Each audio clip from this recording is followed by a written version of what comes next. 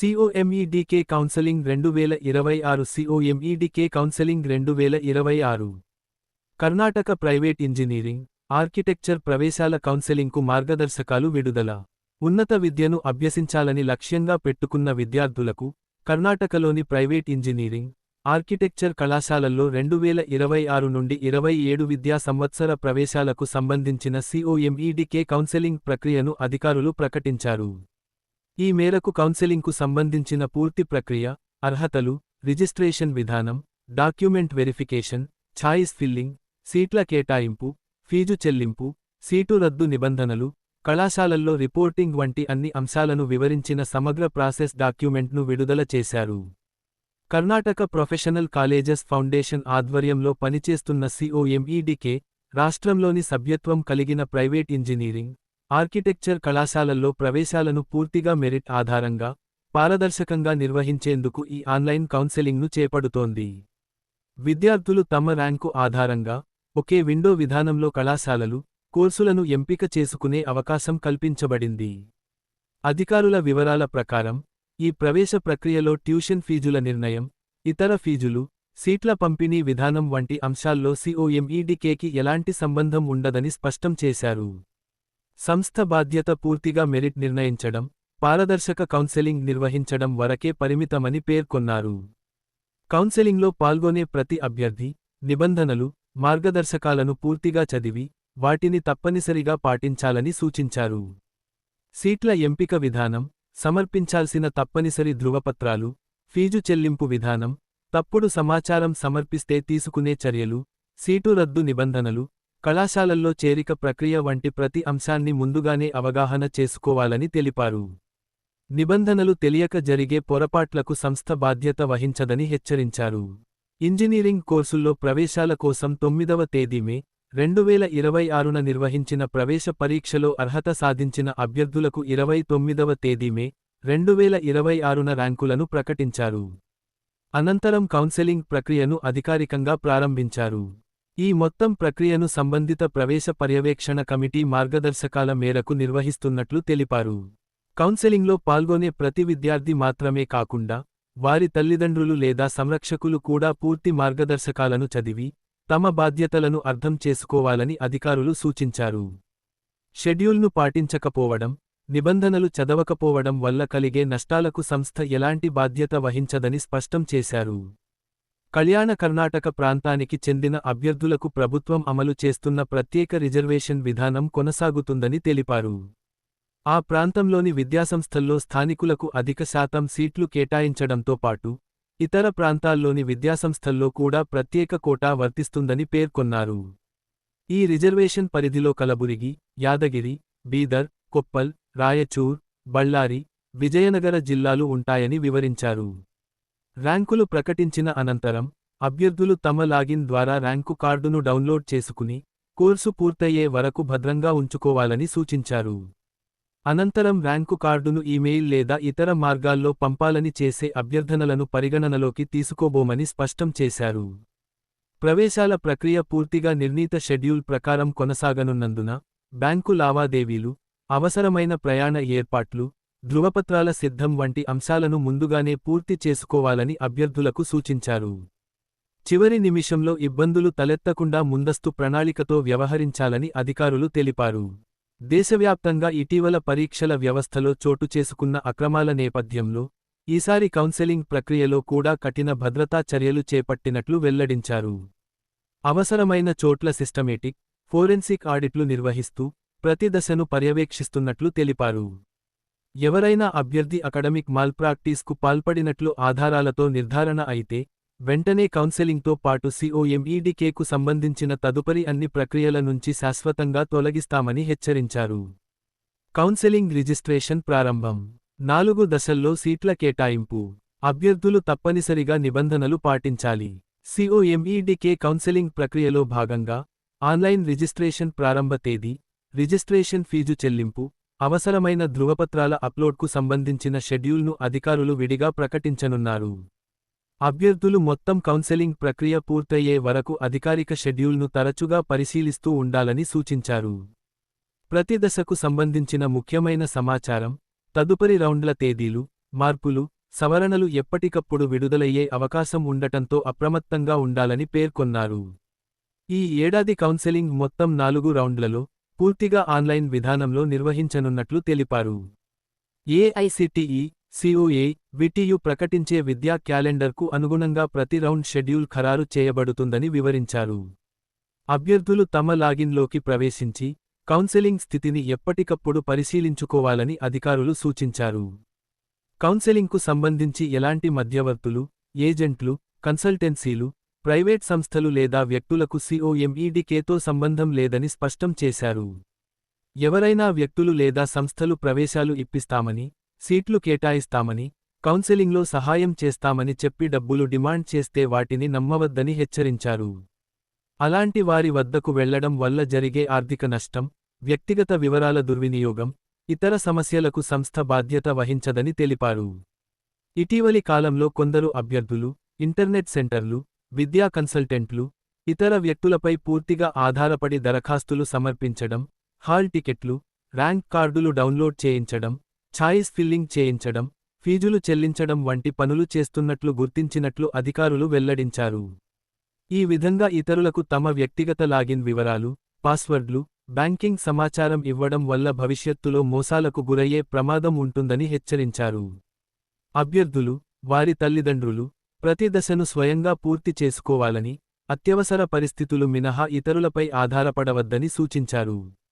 వ్యక్తిగత సమాచారం తప్పు చేతుల్లోకి వెళ్లకుండా జాగ్రత్తలు తీసుకోవాలని, ఎలాంటి అనుమానాస్పద కార్యకలాపాలు కనిపించినా సంబంధిత చట్ట అమలు సంస్థలకు వెంటనే సమాచారం అందించాలని అధికారులు కోరారు.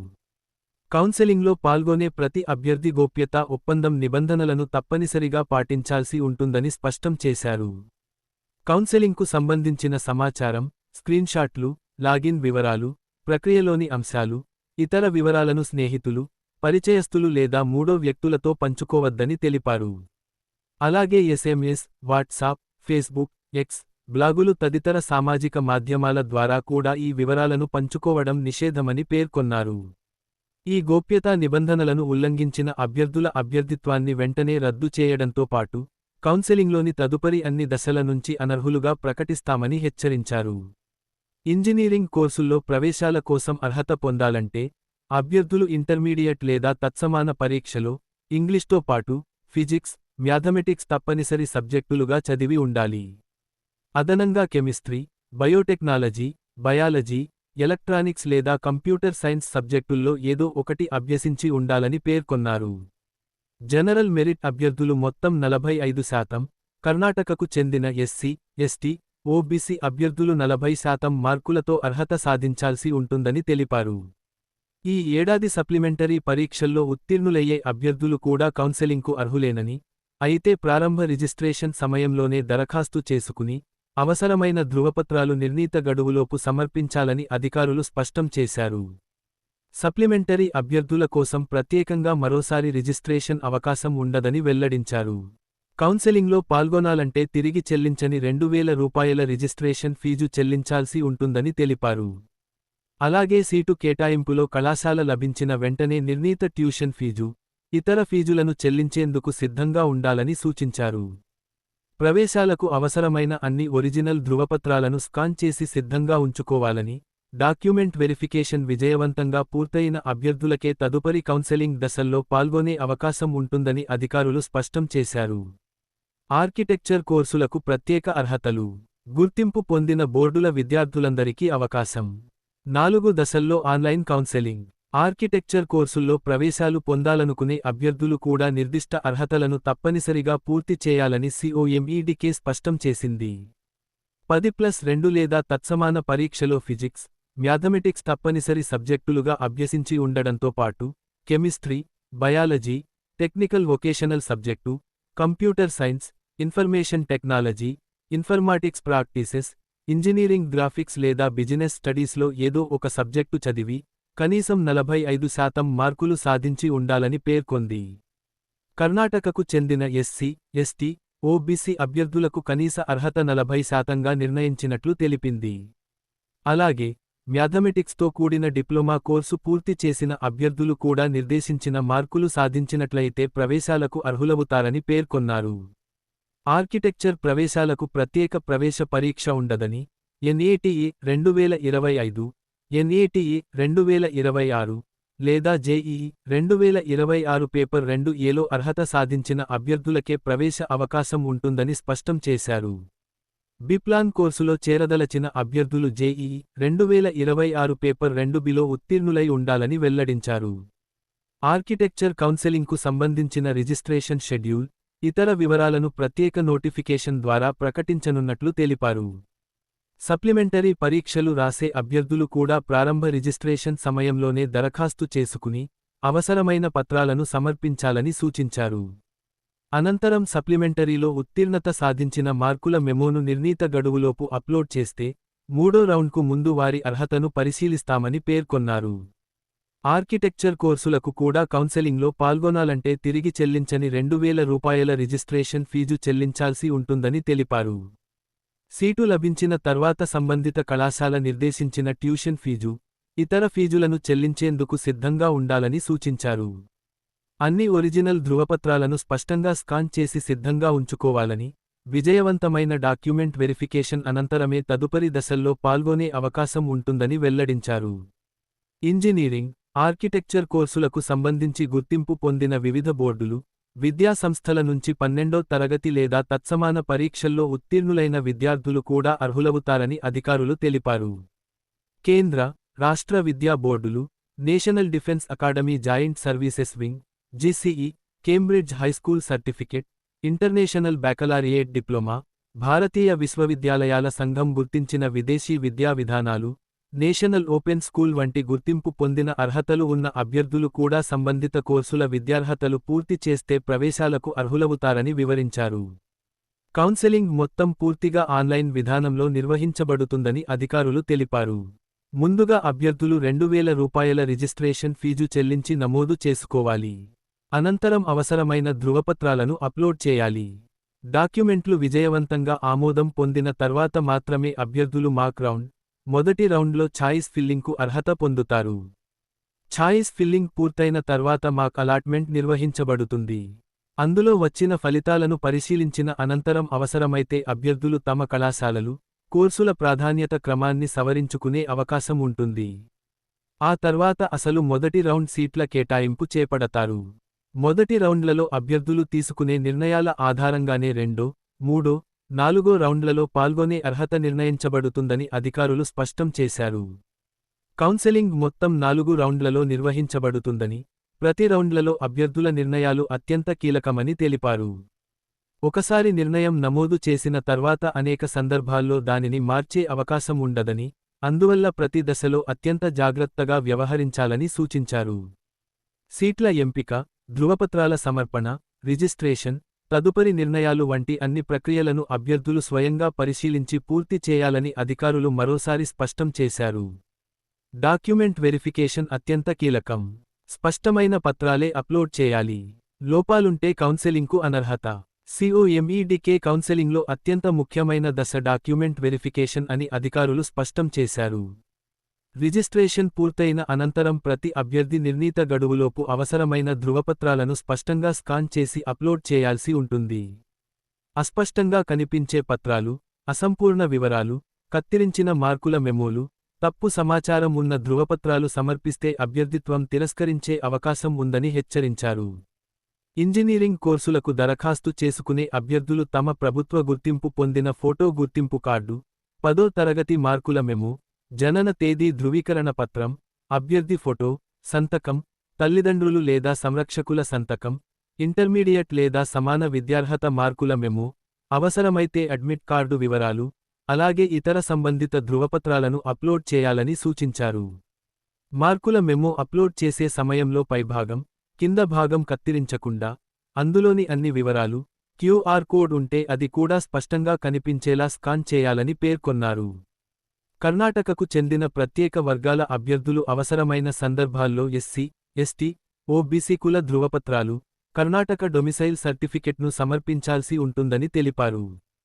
KKR కోటా కింద ప్రవేశాలు కోరుకునే అభ్యర్థులు సంబంధిత ప్రాంతీయ ధృవపత్రంతో పాటు కర్ణాటక డొమిసైల్ ధృవపత్రాన్ని కూడా తప్పనిసరిగా అప్లోడ్ చేయాలని స్పష్టం చేశారు. విదేశీ భారతీయులు, OCI, పిఐఓ అభ్యర్థులు భారత ప్రభుత్వం జారీ చేసిన సంబంధిత పత్రాలను సమర్పించడంతో పాటు నిర్దేశించిన డిక్లరేషన్ను కూడా అప్లోడ్ చేయాలని తెలిపారు. అలాగే 2026 డిసెంబర్ 31వ తేదీ నాటికి 17 సంవత్సరాలు నిండని అభ్యర్థులు ప్రత్యేక అండర్టేకింగ్ను సమర్పించాల్సి ఉంటుందని పేర్కొన్నారు. ఆర్కిటెక్చర్ కోర్సులకు దరఖాస్తు చేసుకునే విద్యార్థులు కూడా ఇదే తరహా పత్రాలతో పాటు ఎన్ఏటీఈ 2025, ఎన్ఏటీఈ 2026 లేదా జేఈఈ 2026 పేపర్ 2A స్కోర్ కార్డును తప్పనిసరిగా సమర్పించాలి. మెరుగుదల పరీక్షలు లేదా సప్లిమెంటరీ మార్కుల మెమోలు ఉన్నవారు 2 మెమోలను ఒకే పీడీఎఫ్ ఫైల్గా స్కాన్ చేసి అప్లోడ్ చేయాలని సూచించారు. ఇంజనీరింగ్, ఆర్కిటెక్చర్ రెండింటికి ఆసక్తి ఉన్న అభ్యర్థులకు ప్రత్యేక అవకాశాన్ని కూడా కల్పించారు. మొదటి రౌండ్లలో ఇంజనీరింగ్ సీటు పొందిన అభ్యర్థి, అనంతరం ఆర్కిటెక్చర్ మొదటి రౌండ్లలో సీటు అంగీకరిస్తే ఇంజనీరింగ్ సీటు స్వయంచాలకంగా రద్దు అవుతుందని తెలిపారు. అదే విధంగా మొదటి రౌండ్లలో ఇంజనీరింగ్ సీటు పొందని అభ్యర్థి ఆర్కిటెక్చర్ సీటు తీసుకున్నా తరువాత రెండో రౌండ్ ఇంజనీరింగ్ కౌన్సెలింగ్లో పాల్గొనే అవకాశం ఉంటుందని, అక్కడ ఇంజనీరింగ్ సీటు లభిస్తే ఆర్కిటెక్చర్ సీటు ఆటోమేటిక్గా రద్దవుతుందని వివరించారు. సప్లిమెంటరీ పరీక్షలు రాసే అభ్యర్థులకు కూడా ప్రత్యేక నిబంధనలు అమలు చేస్తున్నట్లు అధికారులు తెలిపారు. వారు ప్రారంభ రిజిస్ట్రేషన్ సమయంలోనే నమోదు చేసుకుని, అందుబాటులో ఉన్న అన్ని తప్పనిసరి పత్రాలను అప్లోడ్ చేయాలి. సప్లిమెంటరీ పరీక్షల్లో ఉత్తీర్ణత సాధించిన తర్వాత మార్కుల మెమోను నిర్ణీత గడువులోపు అప్లోడ్ చేస్తే మాత్రమే వారి అర్హతను పరిశీలిస్తామని పేర్కొన్నారు. అలాంటి అభ్యర్థులకు మూడో రౌండ్ నుంచి మాత్రమే సీట్ల కేటాయింపులో పాల్గొనే అవకాశం ఉంటుందని వెల్లడించారు. డాక్యుమెంట్ వెరిఫికేషన్ అనంతరం ప్రతి అభ్యర్థి లాగిన్లో సంబంధిత స్థితి కనిపిస్తుందని అధికారులు తెలిపారు. Document submitted, resubmit, document resubmitted, document approved, document rejected, under review, supplementary resubmit, supplementary approved వంటి వివిధ స్టేటస్లు కనిపిస్తాయని వివరించారు. డాక్యుమెంట్లు తిరిగి సమర్పించాలని సూచించిన అభ్యర్థులు 12 గంటల లోపు అవసరమైన పత్రాలను మళ్లీ అప్లోడ్ చేయాలని, గడువులోపు స్పందించకపోతే వారి అభ్యర్థిత్వాన్ని పరిగణనలోకి తీసుకోబోమని హెచ్చరించారు. డాక్యుమెంట్ అప్రూవ్డ్ స్థితి వచ్చిన అభ్యర్థులకే ఛాయిస్ ఫిల్లింగ్కు అవకాశం కల్పిస్తామని, డాక్యుమెంట్ రిజెక్టెడ్ అయిన అభ్యర్థులు కౌన్సెలింగ్ తదుపరి దశల్లో పాల్గొనలేరని స్పష్టం చేశారు. తప్పుడు సమాచారం, నకిలీ ధృవపత్రాలు, స్పష్టంగా కనిపించని పత్రాలు, అభ్యర్థి ఫోటో లేదా సంతకాలలో వ్యత్యాసాలు, వేరే వ్యక్తి పేరుతో దరఖాస్తు చేసినట్లు అనుమానం వచ్చినా అభ్యర్థిత్వాన్ని వెంటనే రద్దు చేయడంతో పాటు, అవసరమైతే క్రిమినల్ చర్యలు కూడా తీసుకుంటామని అధికారులు కఠిన హెచ్చరిక జారీ చేశారు. దేశవ్యాప్తంగా పరీక్షల వ్యవస్థలో జరుగుతున్న అక్రమాలను దృష్టిలో ఉంచుకుని, ఈసారి ప్రతి దశలో కూడా అత్యంత కట్టుదిట్టమైన పరిశీలన నిర్వహిస్తున్నట్లు వెల్లడించారు. మెరిట్ ఆధారంగానే సీట్ల కేటాయింపు. 4 నిర్ణయాల్లో ఒకదాన్ని తప్పనిసరిగా ఎంచుకోవాలి. నిర్లక్ష్యం చేస్తే అవకాశం కోల్పోయే ప్రమాదం. ఛాయిస్ ఫిల్లింగ్ ప్రక్రియ పూర్తయిన అనంతరం అభ్యర్థులు నమోదు చేసిన ప్రాధాన్యతలు, ప్రవేశ పరీక్షలో సాధించిన ర్యాంకు, సంబంధిత కళాశాలల్లో అందుబాటులో ఉన్న సీట్ల ఆధారంగా పూర్తిగా కంప్యూటర్ ఆధారిత విధానంలో సీట్ల కేటాయింపు చేపట్టనున్నట్లు COMEDK అధికారులు వెల్లడించారు. ఈ ప్రక్రియలో ఎలాంటి మానవ జోక్యం ఉండదని, పూర్తిగా మెరిట్, అభ్యర్థి నమోదు చేసిన ప్రాధాన్యత క్రమం ఆధారంగానే సిస్టమ్ సీటును కేటాయిస్తుందని స్పష్టం చేశారు. సీట్ల కేటాయింపుకు ముందు ప్రతి కళాశాలలో అందుబాటులో ఉన్న సీట్ల వివరాలను అభ్యర్థులకు అందుబాటులో ఉంచుతామని తెలిపారు. కౌన్సెలింగ్ సమయంలో సీట్ల లభ్యతలో మార్పులు చోటు చేసుకునే అవకాశం ఉండటంతో, ప్రతి రౌండ్ ప్రారంభానికి ముందు తాజా సీట్ల వివరాలను పరిశీలించాలని సూచించారు. జనరల్ మెరిట్ అభ్యర్థులకు మొదటి రౌండ్లలో పూర్తిగా ర్యాంకు ఆధారంగానే సీట్ల కేటాయింపు జరుగుతుందని పేర్కొన్నారు. KKR అభ్యర్థుల విషయంలో ముందుగా జనరల్ మెరిట్ సీట్లకు వారి ర్యాంకు ఆధారంగా అవకాశం పరిశీలించి, అక్కడ సీటు లభించకపోతే KKR కోటాలో అందుబాటులో ఉన్న సీట్లను వారి ప్రాధాన్యత క్రమం ప్రకారం కేటాయిస్తామని వివరించారు. ప్రతి ప్రాధాన్యత వద్ద ముందుగా జనరల్ మెరిట్ సీటును పరిశీలించి, అది అందుబాటులో లేకపోతే మాత్రమే KKR సీటును పరిశీలించే విధంగా కంప్యూటర్ పనిచేస్తుందని తెలిపారు. రెండో రౌండ్లో KKR అభ్యర్థులకు మాత్రమే ప్రత్యేక కేటాయింపులు జరుగుతాయని పేర్కొన్నారు. మొదటి రౌండ్లలో రిజెక్ట్ అండ్ అప్గ్రేడ్ ఎంపిక చేసిన వారికి అందుబాటులో ఉన్న KKR సీట్లను ర్యాంకు ఆధారంగా మళ్లీ కేటాయిస్తారని తెలిపారు. మొదటి రౌండ్లలో యాక్సెప్ట్ అండ్ అప్గ్రేడ్ ఎంపిక చేసిన అభ్యర్థులకు మెరుగైన సీటు లభించకపోతే, ప్రస్తుతం ఉన్న సీటునే యాక్సెప్ట్ అండ్ ఫ్రీజ్ చేయాల్సి ఉంటుందని వివరించారు. మూడో రౌండ్లో మిగిలిన కేకేఆర్ సీట్లన్నింటినీ జనరల్ మెరిట్ సీట్లుగా మార్చి కేటాయిస్తామని అధికారులు వెల్లడించారు. ఈ రౌండ్లలో మొదటి రౌండ్లలో accept and upgrade, reject and upgrade ఎంపిక చేసిన జనరల్ మెరిట్ అభ్యర్థులు, రెండో రౌండ్లలో రిజెక్ట్ అండ్ అప్గ్రేడ్ చేసిన కేకేఆర్ అభ్యర్థులు, గత రౌండ్లలో సీటు రాని అభ్యర్థులు, సప్లిమెంటరీలో ఉత్తీర్ణులై డాక్యుమెంట్లు ఆమోదం పొందిన అభ్యర్థులు కూడా సీట్ల కేటాయింపులో పాల్గొనే అవకాశం పొందుతారని తెలిపారు. నాలుగో రౌండ్లో మూడో రౌండ్ అనంతరం ఖాళీగా మిగిలిన జనరల్ మెరిట్ సీట్లను మాత్రమే కేటాయిస్తామని వెల్లడించారు. ఈ రౌండ్లలో accept and upgrade, reject and upgrade స్థితిలో ఉన్న అభ్యర్థులు, అలాగే మూడో రౌండ్ వరకు సీటు పొందని అర్హులైన అభ్యర్థులు మాత్రమే పాల్గొనగలరని తెలిపారు.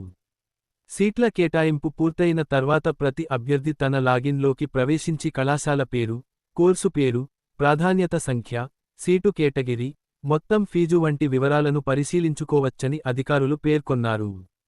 అనంతరం అభ్యర్థి తప్పనిసరిగా 4 నిర్ణయాల్లో ఒకదాన్ని ఎంచుకోవాల్సి ఉంటుందని తెలిపారు.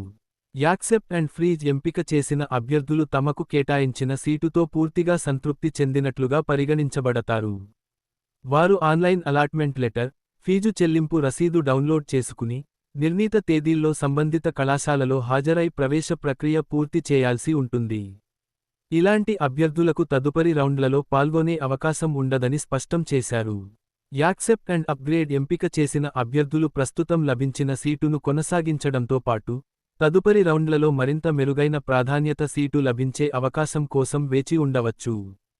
తదుపరి రౌండ్లలో మంచి సీటు లభిస్తే పాత సీటు స్వయంచాలకంగా రద్దవుతుంది. కొత్త సీటు రాకపోతే ప్రస్తుతం ఉన్న సీటే కొనసాగుతుందని తెలిపారు.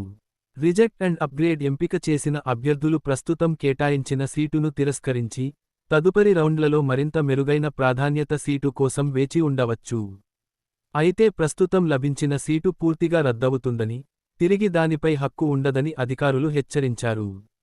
రిజెక్ట్ అండ్ విత్డ్రా ఎంపిక చేసిన అభ్యర్థులు కౌన్సెలింగ్ నుంచి పూర్తిగా వైదొలిగినట్లుగా పరిగణించబడతారని, తరువాతి ఏ రౌండ్లోనూ పాల్గొనే అవకాశం ఉండదని స్పష్టం చేశారు. మొదటిసారి సీటు కేటాయించిన తర్వాత అభ్యర్థి ఎలాంటి నిర్ణయం నమోదు చేయకపోయినా, సిస్టమ్ స్వయంచాలకంగా రిజెక్ట్ అండ్ విత్డ్రాగా పరిగణిస్తుందని అధికారులు హెచ్చరించారు. అలాంటి అభ్యర్థులు తదుపరి కౌన్సెలింగ్ రౌండ్లలో పాల్గొనే అవకాశాన్ని పూర్తిగా కోల్పోతారని పేర్కొన్నారు. రెండో, మూడో, నాలుగో రౌండ్లలో కూడా గతంలో తీసుకున్న నిర్ణయాల ఆధారంగానే కొత్త ఎంపికలు అందుబాటులో ఉంటాయని తెలిపారు. ముఖ్యంగా నాలుగో రౌండ్ అనంతరం సీటు రద్దు అవకాశం ఉండదని, కేటాయించిన కళాశాలలో తప్పనిసరిగా చేరాల్సి ఉంటుందని స్పష్టం చేశారు. చేరకపోతే ఇప్పటికే చెల్లించిన ఫీజులు తిరిగి చెల్లించబడవని, అదనంగా నిబంధనల ప్రకారం జరిమానా కూడా విధించే అవకాశం ఉందని COMEDK అధికారులు హెచ్చరించారు. సీటు రద్దు, ఫీజు రీఫండ్కు ప్రత్యేక నిబంధనలు. ప్రతి రౌండ్లలో నిర్ణయం కీలకం. చివరి రౌండ్లలో చేరిక తప్పనిసరి. COMEDK కౌన్సెలింగ్లో ప్రతి రౌండ్ అనంతరం అభ్యర్థులు తీసుకునే నిర్ణయమే తదుపరి అవకాశాలను నిర్ణయిస్తుందని అధికారులు స్పష్టం చేశారు. ముఖ్యంగా రెండో, మూడో, నాలుగో రౌండ్లలో గతంలో ఎంపిక చేసిన accept and freeze, accept and upgrade, reject and upgrade, reject and withdraw వంటి నిర్ణయాల ఆధారంగానే కొత్త ఎంపికలు అందుబాటులో ఉంటాయని తెలిపారు. ఒకసారి నిర్ణయం నమోదు చేసిన తర్వాత దానిని మార్చుకునే అవకాశం చాలా పరిమితంగా ఉంటుందని, అందువల్ల ప్రతి అభ్యర్థి పూర్తి అవగాహనతోనే నిర్ణయం తీసుకోవాలని సూచించారు. రెండో రౌండ్లో కేకేఆర్ కేటగిరీకి చెందిన అభ్యర్థులకు మాత్రమే ప్రత్యేక అవకాశాలు కల్పించబడతాయని అధికారులు తెలిపారు. మొదటి రౌండ్లలో యాక్సెప్ట్ అండ్ అప్గ్రేడ్ ఎంపిక చేసిన అభ్యర్థులు రెండో రౌండ్లలో మెరుగైన సీటు లభిస్తే దానిని మాత్రమే స్వీకరించాల్సి ఉంటుందని, మెరుగైన సీటు రాకపోతే ప్రస్తుతం ఉన్న సీటును యాక్సెప్ట్ అండ్ ఫ్రీజ్ చేయాల్సి ఉంటుందని వివరించారు. రిజెక్ట్ అండ్ అప్గ్రేడ్ ఎంపిక చేసిన అభ్యర్థులు accept and freeze, reject and upgrade, reject and withdraw వంటి నిర్ణయాల్లో ఒకదాన్ని ఎంచుకోవచ్చని పేర్కొన్నారు. మూడో రౌండ్లో జనరల్ మెరిట్ సీట్ల కేటాయింపు జరుగుతుందని, ఈ దశలో అర్హత కలిగిన అభ్యర్థులకు మళ్లీ నిర్ణయం తీసుకునే అవకాశం ఉంటుందని తెలిపారు. రెండో రౌండ్లలో రిజెక్ట్ అండ్ అప్గ్రేడ్ ఎంపిక చేసిన అభ్యర్థులు accept and freeze, accept and upgrade, reject and upgrade, reject and withdraw ఎంపికలను పరిశీలించవచ్చని వెల్లడించారు. అలాగే మొదటి రౌండ్లలో సీటు రాకపోయిన అభ్యర్థులు కూడా మూడో రౌండ్లలో అవకాశం పొందినట్లయితే ఇదే విధమైన నిర్ణయాలు తీసుకోవచ్చని పేర్కొన్నారు. మూడో రౌండ్ అనంతరం కూడా సీటు లభించని, కానీ రిజెక్ట్ అండ్ అప్గ్రేడ్ హోదాలో ఉన్న అభ్యర్థులు నాలుగో రౌండ్కు అర్హులవుతారని తెలిపారు. అయితే నాలుగో రౌండ్లలో పాల్గొనకూడదని భావించే అభ్యర్థులకు ప్రత్యేకంగా ఎగ్జిట్ అవకాశం కల్పిస్తామని వివరించారు. నిర్ణీత గడువులోపు ఎగ్జిట్ ఎంపికను ఉపయోగించకపోతే, వారు స్వయంచాలకంగా నాలుగో రౌండ్లలో కొనసాగుతారని, అక్కడ సీటు లభిస్తే దానిని తప్పనిసరిగా స్వీకరించాల్సి ఉంటుందని స్పష్టం చేశారు. నాలుగో రౌండ్ కౌన్సెలింగ్లో సీటు పొందిన అభ్యర్థులకు యాక్సెప్ట్ అండ్ ఫ్రీజ్ మాత్రమే అందుబాటులో ఉంటుందని అధికారులు తెలిపారు. ఈ దశలో సీటు రద్దు, అప్గ్రేడ్, లేదా తదుపరి రౌండ్ వంటి అవకాశాలు ఉండవని పేర్కొన్నారు.